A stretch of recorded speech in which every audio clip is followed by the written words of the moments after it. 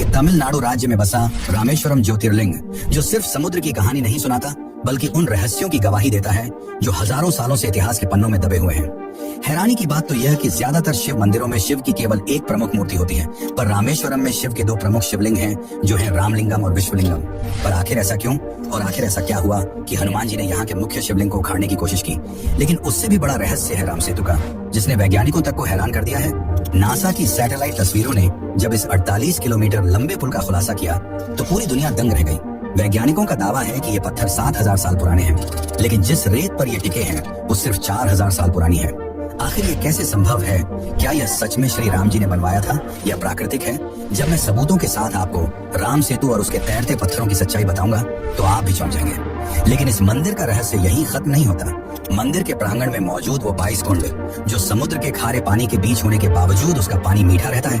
और ऐसा क्या है उस पानी में कि हर साल लाखों श्रद्धालु उस कुंड के पानी में स्नान करने आते हैं? और क्या है धनुषकोडी का भूतिया शहर?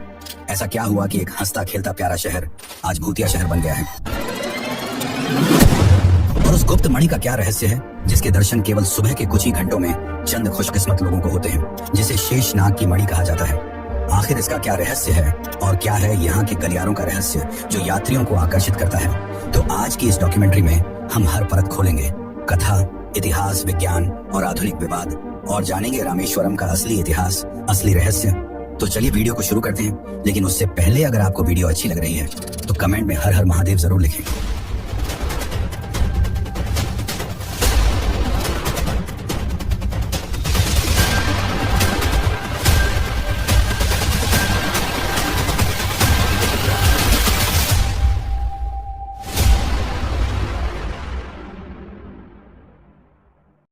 इस मंदिर के निर्माण की नींव आज से लगभग 7000 साल पहले रखी गई, यानी कि रामायण काल में। माना जाता है कि भगवान श्री राम ने राम सेतु बनाने के लिए एक यज्ञ करने का निश्चय किया, पर यज्ञ कराने के लिए उस समय कोई ब्राह्मण मौजूद नहीं था। तब जामवंत ने प्रभु श्री राम को सलाह दी कि इस समय इस जगत में रावण से बड़ा ज्ञानी ब्राह्मण कोई नहीं है, हमें उन्हें बुलाना चाहिए। जामवंत की सलाह पर श्री राम ने रावण को आमंत्रण भेजा और रावण यज्ञ में आने के लिए मान गए। माना जाता है कि यज्ञ में पति पत्नी को साथ बैठना होता है, इसलिए रावण सीता माता को भी अपने साथ लाए थे और यज्ञ में शामिल किया। लेकिन वहीं कुछ जगहों पर यह देखने को मिलता है कि रावण ने माता सीता को रिहा नहीं किया था, बल्कि उनकी एक मूर्ति बनाकर यज्ञ में बैठाया था। पर यह वही समय था जब रामेश्वरम तट पर इस ज्योतिर्लिंग का निर्माण हुआ। यज्ञ समाप्त होने के बाद राम ने रावण से आशीर्वाद मांगा और रावण ने उन्हें खुशी खुशी विजय का आशीर्वाद दिया। लेकिन मित्रों, आपको बता दूं कि यह कथा हमें मुख्य रामायण की किताबें जैसे रामचरितमानस या वाल्मीकि रामायण में नहीं मिलती, बल्कि यह कथा हमें महाकवि कंबन द्वारा रचित तमिल ग्रंथ रामावतारम या कंबा रामायणम में देखने को मिलती है। लेकिन एक और प्रसिद्ध कथा है जो हमें शिव पुराण और स्कंद पुराण के सेतु महात्म्य खंड में देखने को मिलती है, जो हमें इस ज्योतिर्लिंग के निर्माण की असली कहानी बताती है और साथ ही यह भी बताती है कि यहाँ दो शिवलिंग कैसे आए। माना जाता है कि जब रावण का वध करने के बाद श्री राम माता सीता के साथ लौट रहे थे, तब उन्होंने गंधमादन पर्वत पर विश्राम किया। और इसी बीच श्री राम अंदर से दुखी थे, क्योंकि रावण भले ही एक क्रूर राक्षस था, लेकिन वह पुलस्त्य कुल का वंशज और वेदों का ज्ञाता एक महान ब्राह्मण भी था। एक ब्राह्मण की हत्या के कारण श्री राम पर ब्रह्म हत्या का गंभीर दोष लग गया था। तब मुनियों और ऋषियों ने उन्हें बताया कि इस महापाप से मुक्ति पाने का केवल एक ही मार्ग है और वह है महादेव। तब श्री राम ने रामेश्वरम के तट पर एक महायज्ञ करने का प्रस्ताव रखा। अनुष्ठान के लिए एक दिव्य शिवलिंग की आवश्यकता थी, जिसके लिए प्रभु ने पवन पुत्र हनुमान को सीधे कैलाश पर्वत भेजा। हनुमान जी क्षण मात्र में कैलाश तो पहुंच गए, लेकिन वहां महादेव के दर्शन न होने पर वे विचलित हो गए और शिव जी को प्रसन्न करने के लिए घोर तपस्या में लीन हो गए। इधर रामेश्वरम के तट पर ऋषियों और मुनियों में चिंता बढ़ रही थी, क्योंकि पूजन का शुभ मुहूर्त निकला जा रहा था और हनुमान जी का कोई अता पता नहीं था। समय की पाबंदी और मुहूर्त की महत्ता को देखते हुए आचार्य के सुझाव पर देवी सीता ने अपनी उंगलियों से समुद्र की रेती को समेटा और एक शिवलिंग का रूप दिया। इसे रामलिंगम कहा गया, जिसकी स्थापना स्वयं प्रभु श्री राम ने अपने हाथों से की।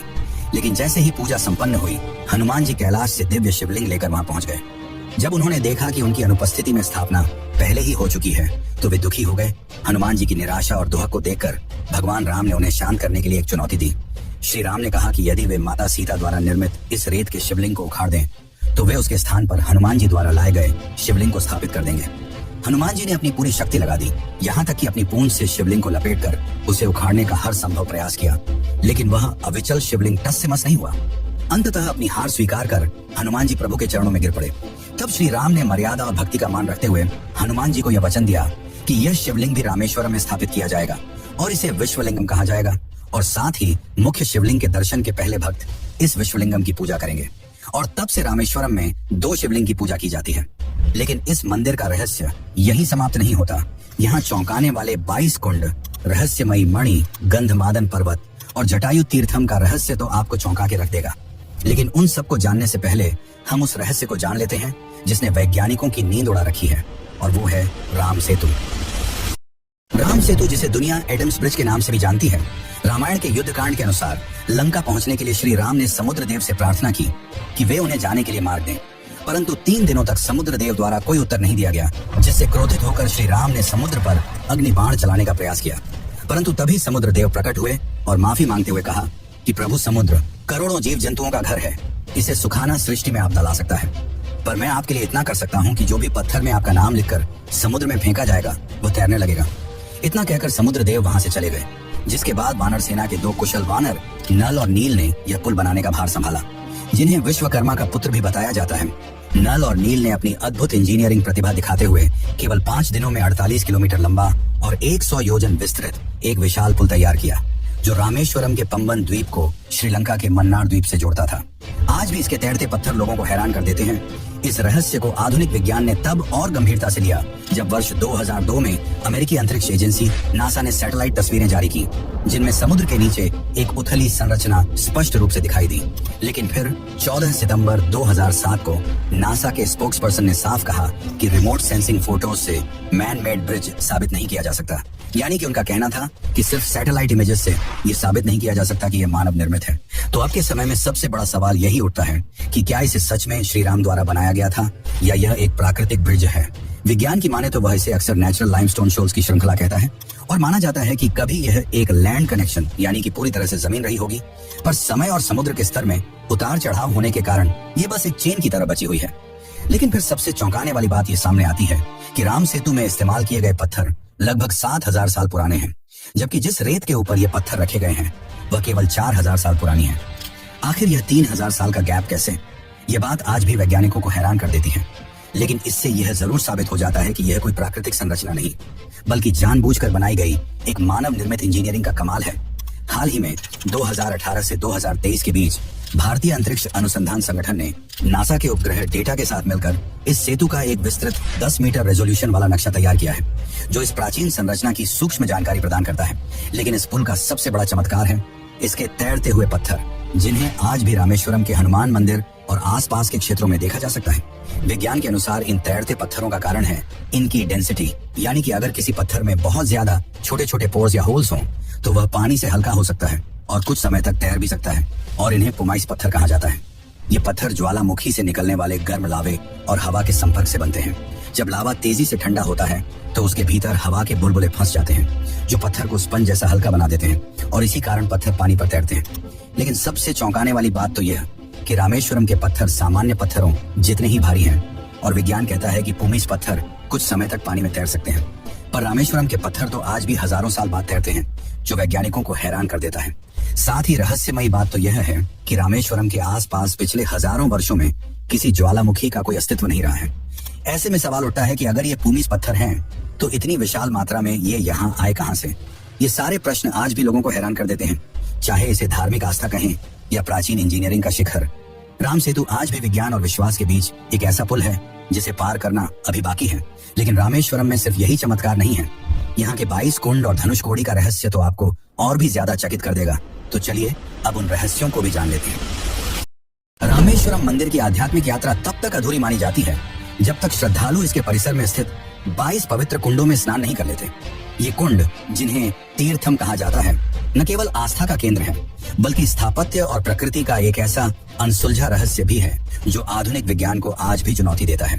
पौराणिक मान्यताओं के अनुसार जब भगवान श्री राम लंका विजय के बाद लौटे तो उन्होंने अपने 22 बाणों के प्रहार से इन कुंडों का निर्माण किया था। स्कंद पुराण के अनुसार इन कुंडों को श्री राम के उन्हीं अभेद्य बाणों का प्रतीक माना जाता है, और यहाँ स्नान करना किसी बड़ी तपस्या के समान पुण्यदायी है। इन कुंडों का सबसे बड़ा चमत्कार इनका पानी है। रामेश्वरम मंदिर चारों ओर से खारे समुद्र से घिरा हुआ है, लेकिन मंदिर के भीतर स्थित इन कुंडों से निकलने वाला जल पूरी तरह से मीठा और शीतल है। आखिर इसका क्या रहस्य है? भूवैज्ञानिकों के अनुसार समुद्र के किनारे कई द्वीपों में फ्रेश वाटर लेंस बनती हैं, यानी बारिश का पानी जमीन के भीतर इकट्ठा होकर खारे पानी के ऊपर एक मीठे पानी की परत की तरह तैरता है।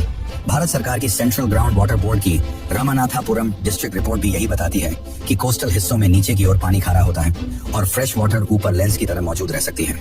इन कुंडों में जनवरी 2014 में एक स्टडी हुई थी जिसे a pilot study on water quality of 22 divine wells of Ramanatha Swamy temple कहा जाता है कि इस दौरान इन 22 कुंडों के पानी की जांच की गई थी, जिसमें pH, electrical conductivity, total dissolved solids जैसे बेसिक पैरामीटर्स और अन्य फिजिको-केमिकल परीक्षण किए गए थे, जिनसे यह साबित होता है कि इन कुंडों में कुछ ऐसे मिनरल्स हैं जो इनके पानी को औषधीय गुणों से भर देते हैं, जिस कारण आज भी लाखों श्रद्धालु इस पवित्र कुंड में स्नान करने आते हैं।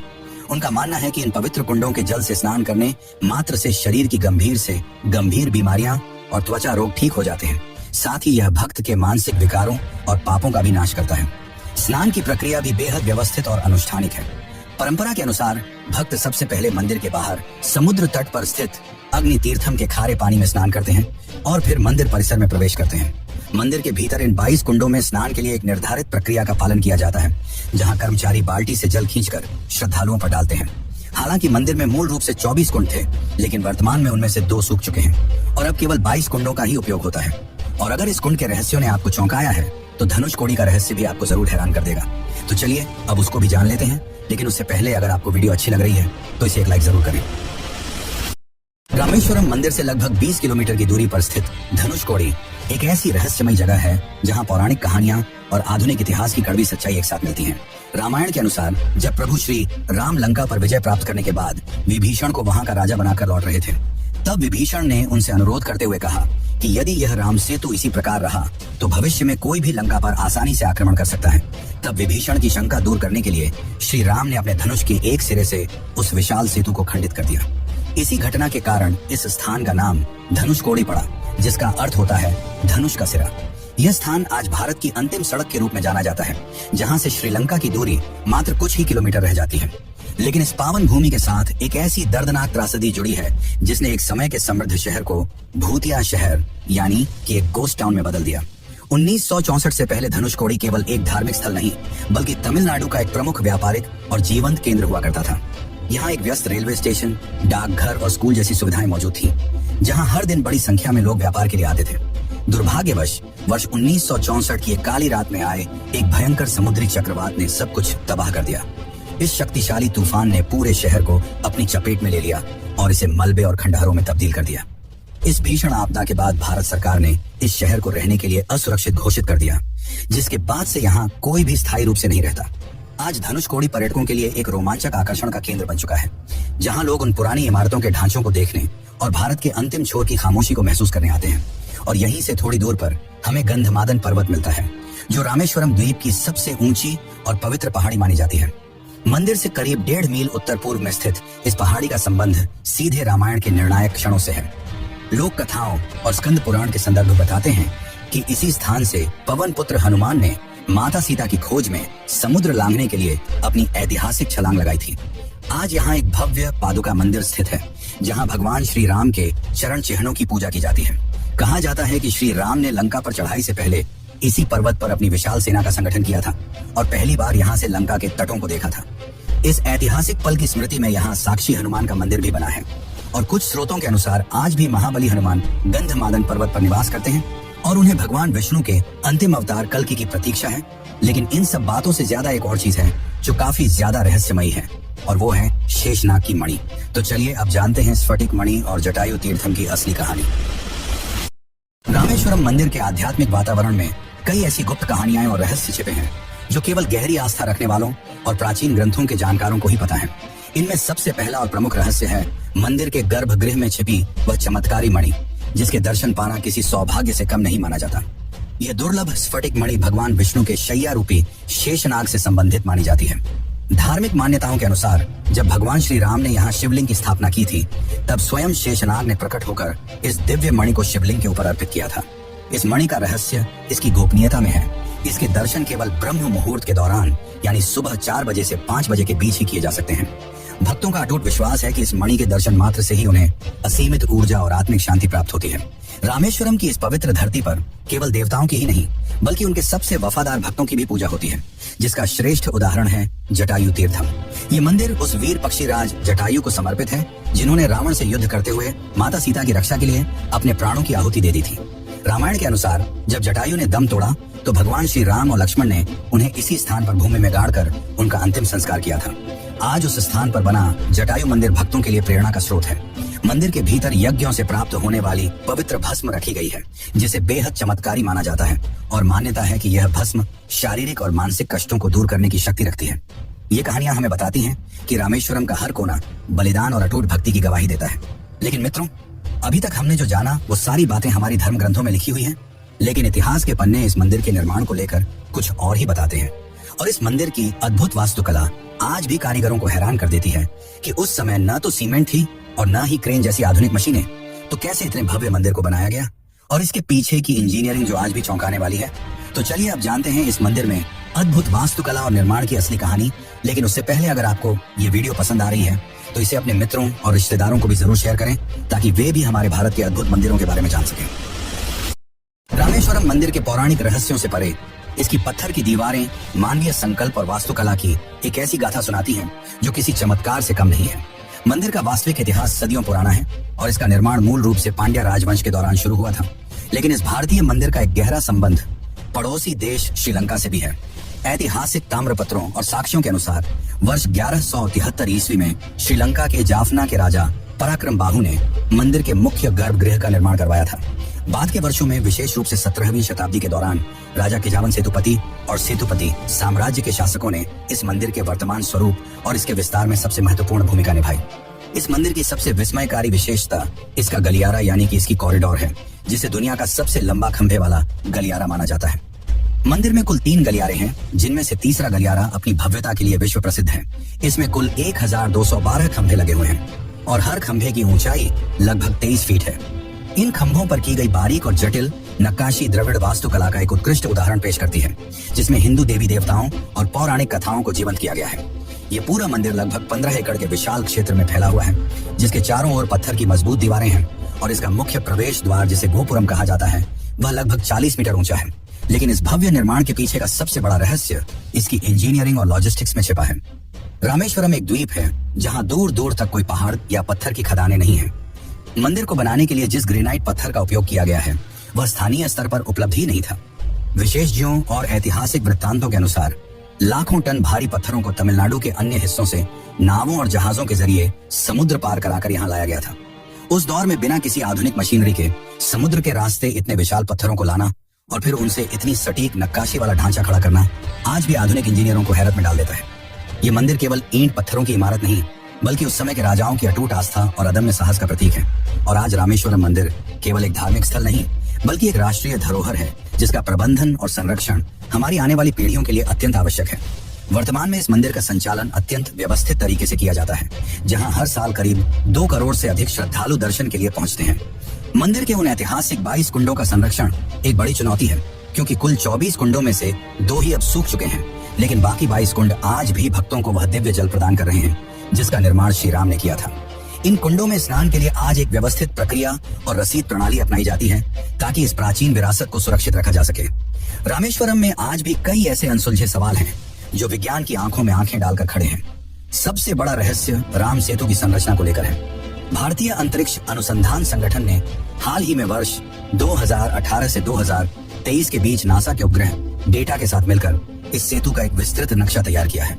तैरते हुए पत्थरों के बारे में प्यूमिस स्टोन की थ्योरी दी जाती है, लेकिन रहस्य यह है कि रामेश्वरम के आसपास कोई ज्वालामुखी ही नहीं है और ये पत्थर हजारों सालों से आज भी तैर रहे हैं। सेतु समुद्रम शिप कैनाल परियोजना जैसे आधुनिक प्रोजेक्ट्स ने इस पर बड़े विवाद भी पैदा किए, जहां टेक्टोनिक प्लेट्स की संवेदनशीलता और दुर्लभ समुद्री जीवों के इकोसिस्टम को लेकर चिंताएं जताई गई। इस पूरी डॉक्यूमेंट्री का सार यह है कि रामेश्वरम केवल ईंट, पत्थर और चूने से बना एक ढांचा नहीं है, बल्कि यह त्रेता युग के इतिहास और आधुनिक विज्ञान के बीच का एक जीवित पुल है। ये वह स्थान है जहां भगवान विष्णु के अवतार ने महादेव की आराधना की, जो भारत की सांस्कृतिक एकता और दक्षिण की काशी के रूप में हमारी पहचान को मजबूत करता है। यहाँ की हर लहर, हर कुंड और हर पत्थर एक ऐसी गौरव गाथा सुनाता है जिसे झुठलाना नामुमकिन है।